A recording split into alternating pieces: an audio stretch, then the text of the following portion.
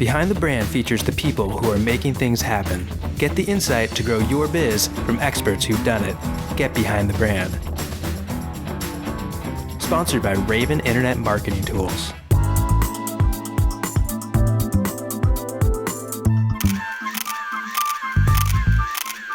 All right, we're back talking with Sally Hogshead, author of the book Fascinate.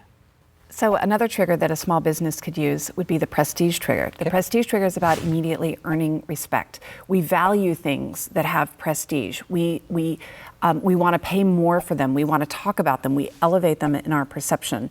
A way in which a small business can do this is by finding one aspect of the entire process, of the whole experience, just one little thing that they can wildly exceed expectations, create the ultimate of something. Collector's edition, can't be found anywhere else, one of a kind, limited edition. Yeah, just find one way to own an area in which you have created the ultimate. And when you do that, the point is not that people are necessarily going to buy the thing that you've created the ultimate of. The point is it becomes a badge of what your brand stands for. Say the local coffee shop created a cup of coffee that costs $500.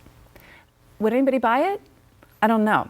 But it would immediately, when you walk in, everybody would want to talk about, well, what's in the $500? Yeah, this is the place that has it. Right, yes, go to the place that has a $500 cup of coffee. The point is, if you can find a way to surprise people by giving them a level beyond what they even knew was possible, then it rises their whole perception of your brand.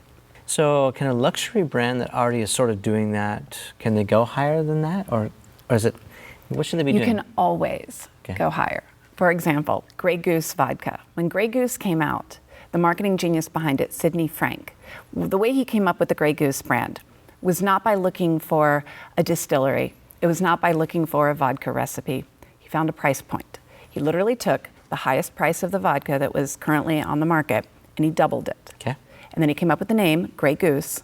And then out of that came the Grey Goose brand. Then he found the recipe. Then he found the distillery. So it was founded upon a price point. And now, of course, we look at Grey Goose as being, it's expensive, but it's not jaw-dropping.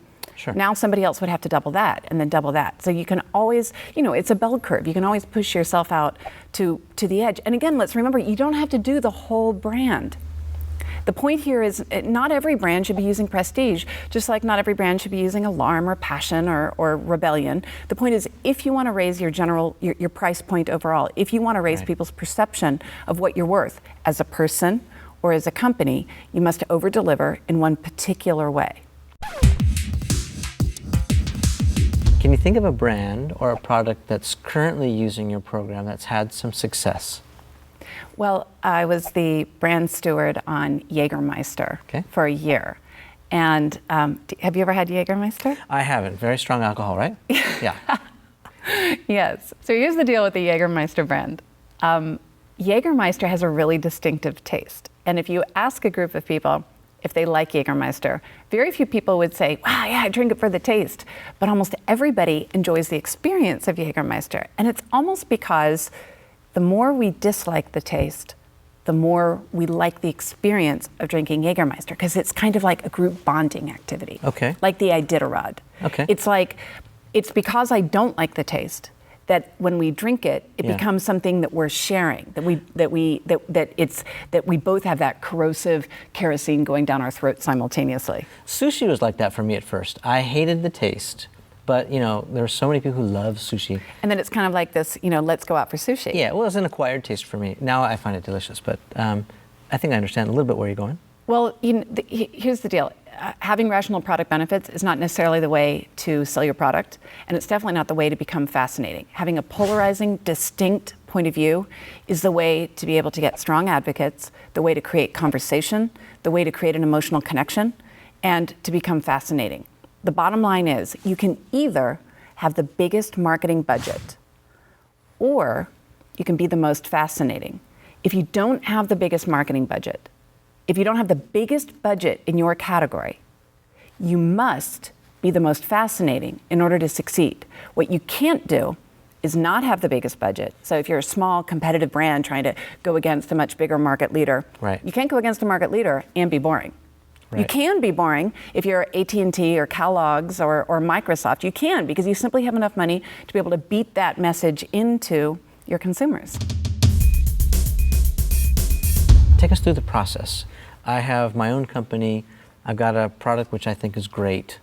It's competing in a sea of other products.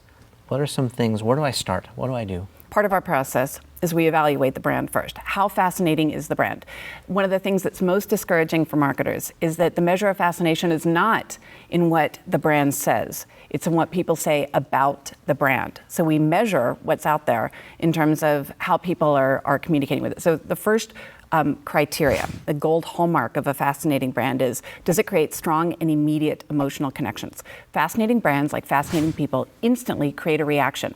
And the great thing about creating an instant emotion in somebody is it's impossible to ignore something that you feel an emotion about. Now that emotion may be very negative. That emotion may be, may even be one in which you want to speak negatively about it in social media. But when you create that kind of attraction, you can't be ignored and you can't be forgotten. And so in a competitive environment, that becomes an incredibly powerful tool for a small or competitive business to be able to wield. The second thing, the second criteria, the gold hallmark of a fascinating brand, is that it incites conversation.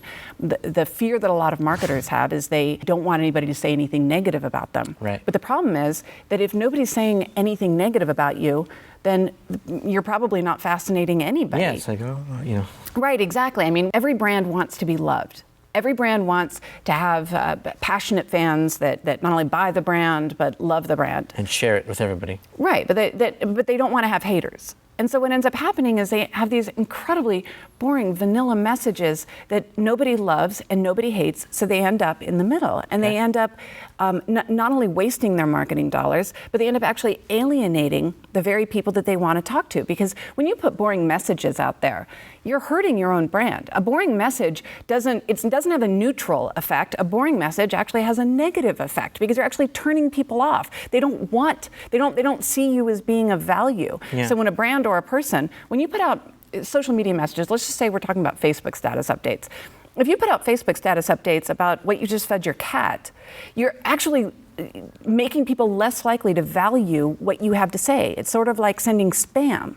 You know, like if I take my email list and I'm constantly shoving out messages that are irrelevant to them, then they're going to unfollow me and unsubscribe from me. In the same way, brand messages, if you're going to show up in front of somebody, at least have the courtesy to be of value to them, at least interest them. Yeah. Is that what's happening with TV? I mean, we're completely desensitized. We're fast forwarding, we're TiVoing, and we're not watching ads anymore. Definitely. I mean, the problem with television is that it has to happen, for the most part, it has to happen on the marketer's schedule. Even if we TiVo it, we have to, it's interruptive. The good news is that I think a lot of agencies are starting to realize that they need to rethink the ways in which they construct the concept. That the concepts, I think, are so much better than they were even 3 years ago, because clients are starting to understand that it's not television or nothing. It's television versus YouTube and Hulu and Twitter and all of these other distractions that are going on. Yeah. The problem is that most marketers are still creating messages on the basic principle of repetition. That if I tell you my message enough times, then you may not like my message, you may be bored with my message, but you're going to remember that message. Yeah. And it simply doesn't work. It's just not an effective way to spend your budget. Well, and it's all about features and benefits too, right? So I have more power. This car has more power than that car, or Right. goes a little bit farther than that car. It's more fuel efficient. And that's the problem that happens when we have an advertising process that's being approved by committees, because everybody, it kind of gets dumbed down. It has to be the lowest common denominator type of message. Television in general is very well suited to companies that have huge budgets, because it tends to be a lowest common denominator medium. We have so many different types of people who are watching that you can't offend anybody, and you have to speak in a very in a very generic way. Right. What's so great about using other types of media where you can be very specific and targeted is that you can go to the highest common denominator, and you can actually have a point of view, and you can say these things that fit the gold hallmarks of a fascinating brand, like inciting conversation, like getting advocates, like starting social movements. So you just told us that if we don't have the biggest marketing budget, we need to be the most fascinating. It's like an indictment. I love it. But how do we do that? And if you're on a limited budget, how do you get that done? It's very important to know which trigger you're going after. You can't go after all 7 triggers, because then you would have, it's sort of like mixing all the colors together and you get brown. So if you want to create a strong emotional connection, then you would use passion. If you want to be the authority and leader in your category, you should use power. If you want to make people curious, you use mystique. So we really have to step back and really evaluate our strategy first, what the objectives are, what we want to accomplish, and then choose one or more of the triggers to accomplish what we're setting out to do. First of all, what's the result that you want to get? Do you want to get people through the door immediately? Then you should use the alarm trigger. I gotcha. Do you want to sustain long-term, rock-solid relationships? Then you should use trust. Gotcha. Trust, for example, is incredibly expensive to create. It can take decades because it requires repeated exposure over and over again, the exact same thing, so we know exactly what it is. It's really hard for small businesses to use the trust trigger unless they already have decades in. The good news is that you don't need to use the trust trigger if you have a different type of a benefit like rebellion or prestige. Are you recommending that these are sort of tactical things that we sort of cherry pick based on what we want to accomplish? Is that what you're saying? A small business, definitely, any business, any brand, can definitely cherry pick different triggers for a specific situation. For example, the Lexus brand is founded on prestige and on some passion and some trust. But Lexus could use the alarm trigger if they said, we only have 10 left in stock and you have to come in Sunday. Yeah. then they would be using the alarm trigger because they would need to get people in the door to sign those contracts and get the cars off the lot. But that wouldn't be a good long-term strategy. That would be something, that's how people sell, used furniture. Sure. Give us more of these examples on a shoestring budget. I'm a startup. I've got this great product. What can I do? Sure. Well, we've all been to restaurants where they have a wine cellar and you can keep a bottle of wine there. There's a great restaurant in LA that it's a Korean restaurant. You can keep your chopsticks there. So your chopsticks with your name right there on the wall. Very personalized. It's very personalized, and it also makes me feel as a consumer that a part of me is there in the business. So I'm emotionally connected to it. I'm more likely to go back there. Clever. How could we do that as businesses, as brands? Well, that would be using the trust trigger, because what we're doing is we're taking a part of the consumer and we're investing it. We're almost physically embedding it into the company. If you were a small hair salon, for example, could you have each customer has their own cape with their name on it? So when they come in, you're putting their cape on them. Is there some way in which you can take your customer and actually embed them into your physical location? Another thing you could do with the trust trigger, because trust is the one that every company wants to do, but it's actually, it's the hardest. It's the hardest to earn. It's the easiest to lose. It's the most valuable to hold. So that's why I'm continuing to talk about the trust trigger. Another thing that a company of any size can do is to celebrate their history with their customers. We're so quick to think about our next prospect, or we're so quick to think about the next sale of a current customer that we tend to not look back and think, well, this person has been a customer over time. Yeah, it's like we can't wait to get to the next one. Right, we're so forward focused. And a lot of times that's because, well, the CMO's only been there for 17 months and then they're going to go on to their next job. We live in a world with this short attention span and there's such rapid turnover. But if we want to develop the trust trigger, one of the ways in which we can do it as a company is to establish a history. Because remember, this is all about patterns. Trust is all about establishing a sense of 5, 6, 7, 8, not going to 11, but going to 9, so you know exactly what's going to come next. Let's change gears a little bit and talk about maybe some hindsight that you have now. What mistakes have you made along the way to your success? Share some of these insights. The folks watching this show, I know, they would love to learn from you and help navigate those waters. First of all, let me say, my mom taught me a great expression when I was growing up. She always said, mistakes are tuition.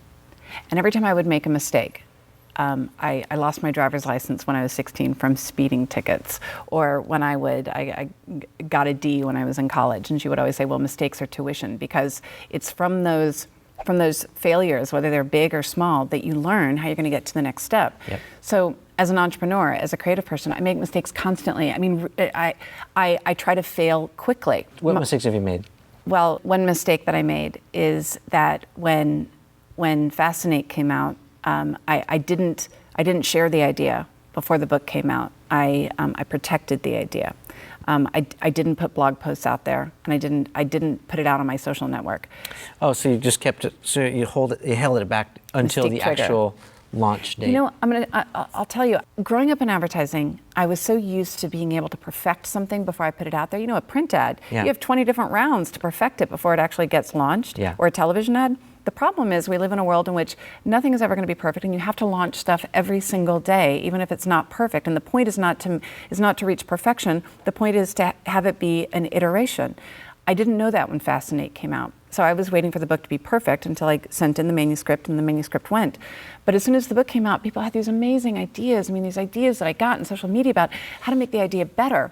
And in fact, we've even changed 2 of the triggers. The book has changed, the concept has evolved so much based on feedback that we got from people and people taking the F-score test, that we're re-releasing the book, relaunching the whole book in 2012, so that there are 2 triggers that were part of the original book: lust and vice. Lust became passion, because lust was about sort of like, ooh, I lust for Jimmy Choo's, or I lust for Cinnabon. Right. Vice was about, ooh, I know I shouldn't do it, but I want to do it.